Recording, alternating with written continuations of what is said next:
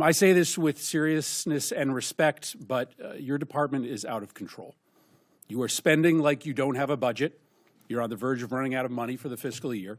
You are illegally refusing to spend funds that have been authorized by this Congress and appropriated by this committee.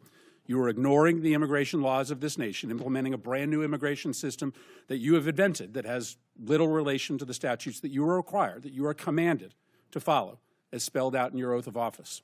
You are routinely violating the rights of immigrants who may not be citizens, but whether you like it or not, they have constitutional and statutory rights when they reside in the United States.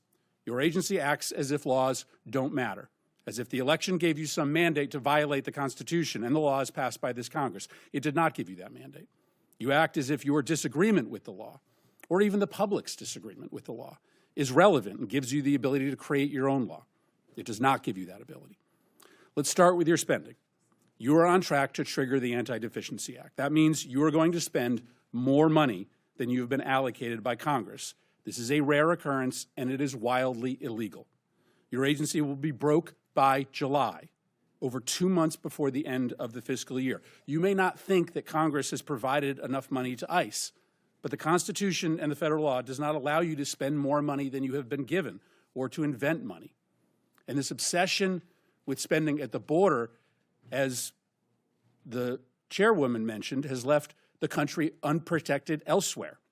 The security threats to the United States are higher, not lower, than when Trump came to office. To fund the border, you have illegally gutted spending for cybersecurity. As we speak, Russian and Chinese hackers are having a field day attacking our nation. You've withdrawn funds for disaster prevention.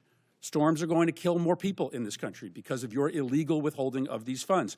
Your myopia about the border, fueled by President Trump's prejudice against people who speak a different language, has shattered many of this country's most important defenses. I acknowledge that you don't believe that people should be able to apply for asylum, but you don't get to choose that. The White House doesn't get to choose that. The law requires you to process people who are showing up at the border and who claim asylum. Why? Because our asylum law is a bipartisan commitment, an effort to correct for our nation's unconscionable decision to deny entry to Jews to this country who were being hunted and killed by the Nazis. Our nation, Republicans and Democrats, decided, wrote it into law, that we would not repeat that horror ever again, and thus we would allow for people who were fleeing terror and torture to come here, arrive at the border, and make a case for asylum.